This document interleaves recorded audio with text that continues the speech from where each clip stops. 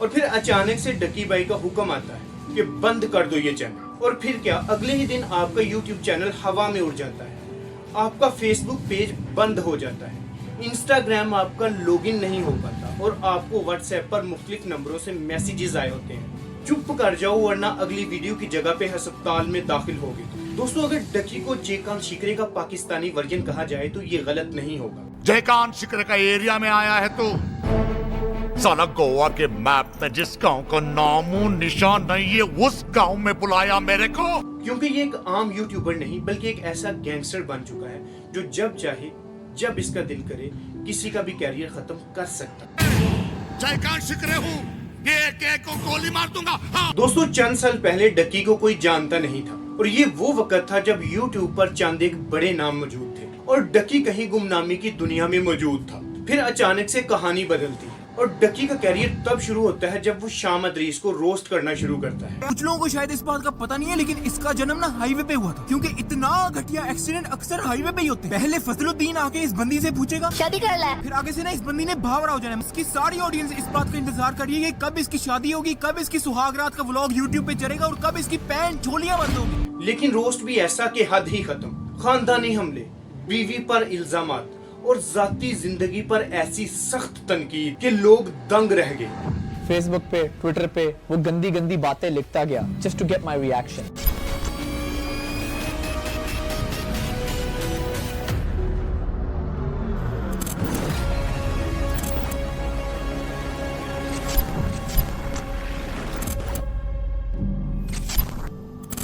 दोस्तों, फिर क्या था, पूरी यूट्यूब पर एक नई कंट्रोवर्सी का तूफान खड़ा हो गया। लोगों ने डकी भाई को सपोर्ट करना शुरू कर दिया, उसके व्यूज आसमानों को छूने लगे और फिर वो रातों रात एक मशहूर रोस्टर बन गया। लेकिन ये सिर्फ एक शुरुआत थी। क्या आपने कभी सोचा कि क्या डकी भाई ने उस वक्त सच बोला था या सिर्फ फेम हासिल करने का एक खतरनाक खेल खेला था? उसने 125,000 से 3 लाख सब्सक्राइबर्स गेन किए और इन सारी वीडियोस के बाद डक्की ने 3 से 6 लाख सब्सक्राइबर्स उठाए। और फिर शाम Idris threaten my family video के बाद क्या हुआ ये तो आप सब कुछ अच्छी तरह जानते हैं। तो डक्की, मैंने सही कहा ना, अगर शाम इदरीस और डक्की कंट्रोवर्सी ना हुई होती तो आज डक्की बाई ना होता। क्लेम करता है कि मैंने इसको रिप्लाई दिया था 6 साल के बाद। अब वो खुद अपने मुंह से कह रहा है कि मैंने इसको रिप्लाई नहीं दिया था। मैं इसकी फर्स्ट ईमेल मैसेज की रिप्लाई की बात कर रहा था, लेकिन ये आप सबको मैनिपुलेट कर रहा है। He's absolutely right. उसने मुझे ईमेल भी की होगी लेकिन मैंने उसे कोई रिप्लाई नहीं दिया। जाहिर है अगर झूठ बोला तो झूठे को याद थोड़ी होगा कि 6 साल पहले मैंने क्या बात की थी और अब क्या बात करनी। कभी तुम कहते हो रिप्लाई दिया, मैंने इसको ईमेल भी की। कभी तुम कहते हो रिप्लाई नहीं दिया। दोस्तों, आज की इस वीडियो में इस कहानी का असल चेहरा आपको दिखाने वाला हूँ। तो चलो फिर सच की दुनिया में दाखिल होते हैं आपके साथ। बदला ब्रदर को 10 लाख रुपए दिए चुप होने के लिए। पूछूंगा कि यार वो जो तेरी माँ ने और तूने मेरे से प्लानिंग करके 10 लाख रुपया निकलवाया उसका जिक्र क्यों नहीं किया? तुम तो किसी को भी पैसे देकर उसका मुंह बंद कर सकते हो या खरीद सकते हो, तो ये तो कल का छोटा बच्चा है। मैंने फिर सॉरी का मैसेज बना दूंगा, भाई मैं पूरी वीडियो सॉरी की बना दूंगा। प्लीज एक बार मेरी बात सुनिए, एक बार मुझसे कॉल पे बात करने प्लीज। मैंने तो अपनी 20 मिनट की वीडियो में सिर्फ 10 सेकंड का एक पार्ट डाला, तुमने 5 मिनट की एक्सप्लेनेशन बना दी सिर्फ उस बच्चे पे, लेकिन अपने 2 घंटे की वीडियो में सिर्फ 10 मिनट दिए मेरी एलिगेशंस को रिप्लाई करने के लिए और मोस्ट ऑफ द एलिगेशंस तो तुमने रिप्लाई नहीं किया। ये जो हरकत हो रही है ना, ये कई यूट्यूबर जो है मेरे अगेंस्ट इस्तेमाल करेंगे, लेकिन मैंने ये नहीं सोचा था कि वो कई यूट्यूबर जो हैं वो शाम इदरीस हो। मैंने तो ये चीज 2 हफ्ते पहले अपनी वीडियो में शेयर की थी, लेकिन तुमने कहा कि मैंने पहले से प्लान किया है। आगे से मैंने इसको रिप्लाई किया, आपकी वजह से ये सारे बड़े। दोस्तों, तसव्वुर करें कि आप एक यूट्यूबर हैं, बड़ी मेहनत से वीडियोस बना रहे हैं और आहिस्ता आहिस्ता आपका चैनल ग्रो कर रहा है और फिर अचानक से डकी भाई का हुक्म आता है कि बंद कर दो ये चैनल। और फिर क्या, अगले ही दिन आपका यूट्यूब चैनल हवा में उड़ जाता है, आपका फेसबुक पेज बंद हो जाता है, इंस्टाग्राम आपका लॉगिन नहीं हो पाता और आपको व्हाट्सएप पर मुख्तलिफ नंबरों से मैसेजेस आए होते हैं, चुप कर जाओ वरना अगली वीडियो की जगह पे अस्पताल में दाखिल होगे। तो सबसे पहले तो यार ये देखो, ये कोई जाली चैट नहीं है, वेरीफाइड अकाउंट से है। मेरे को एक मैसेज आया, ठीक है, जिसमें मेरे को ये धमकी दी गई कि तुम्हें घर से उठा लिया जाएगा या तुम्हारे खिलाफ साइबर सिक्योरिटी फेक थ्रेट्स बनाई गई। और ऐसा कोई पहली बार तो हुआ नहीं है, ऐसा पहले कितने क्रिएटर्स के साथ हुआ है। और ये तीनों मुझे मारते जा रहे थे और वो वीडियोस बनाते जा रहा था। मुझे माफिया मांगने पे मजबूर किया, झूठी कस्में उठवाने पे मजबूर किया, फलाना फेमस यूट्यूबर तेरा अब्बू है। असल में सबसे पहले तो डकी ने मेरी इन दोनों वीडियोस पर प्राइवेसी कंप्लेंट भेज दी अपने वॉइस मैसेजेस पर, ताकि मेरी ये वीडियोस डिलीट हो जाएं और इसी वजह से मेरे यूट्यूब चैनल की भी अपलोडिंग डिसेबल हो गई थी।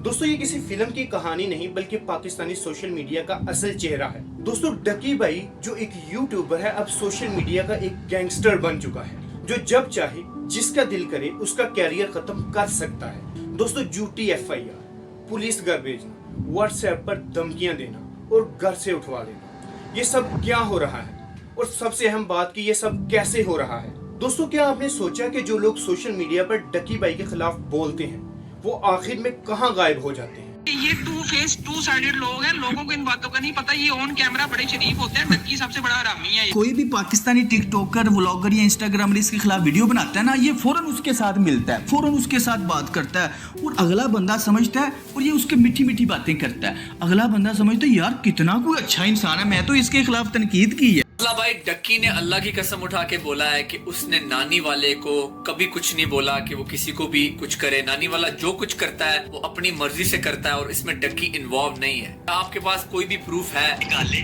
पहला सबूत तो ये कि इसके अरेस्ट वारंट निकले, ऐसे किसी के बंदे के अरेस्ट वारंट डिस्पोज होने वाले थे, फिर इसने मुझे उठवा लिया, वो भी वीडियो पड़ी हुई। और वो लोग जिन्होंने हिम्मत की, सच बोला और डकी को एक्सपोज करने की कोशिश की, उनका अंजाम क्या हुआ ये आप साथ साथ वीडियोस में देख सकते हैं। जो भी डकी को रोस्ट करने की कोशिश करता, इसको एक्सपोज करने की कोशिश करता, उसको धमकियां दी जाती, झूठी FIRs कटवा दी जाती और इवन के घर से गायब करवा दिया जाता। दोस्तों आप इन वीडियोस में खुद देख सकते हैं कि कैसे उन यूट्यूबर्स को मजबूर किया गया वीडियोस को डिलीट करने के लिए और कैसे कैसे मुश्किल हालात का सामना किया उन यूट्यूबर्स ने और कैसे उन्हें डकी के सोशल मीडिया गैंगस्टरिज्म का शिकार होना पड़ा। दोस्तों ये तो वो चेहरे हैं जो सामने आ गए, लेकिन न जाने कितने ऐसे चेहरे होंगे जो सामने ही नहीं आ सके और उनको कैमरे के पीछे से गायब करवा दिया गया। दोस्तों अगर डकी को जयकान शिकरे का पाकिस्तानी वर्जन कहा जाए तो ये गलत नहीं होगा। जयकान शिकरे का एरिया में आया है तो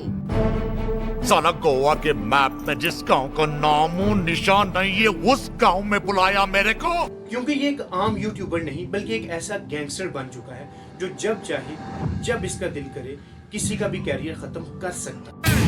जयकान शिकरे हूँ, एक को गोली मार दूंगा। हाँ सबसे अच्छा तरीका तो इसने बताया। लेकिन दोस्तों सवाल ये है कि ये सब कब तक चलेगा, ये ताकत कहां से आ रही है और सबसे अहम बात कौन है जो इसको रोक सकता है? इस सब का जवाब एक ही है, वो आप हैं, मैं हूं और हम सब जो इसको सपोर्ट करते हैं इसको रोक सकते हैं। उम्मीद करता हूं आपको आज की मेरी वीडियो पसंद आई हो।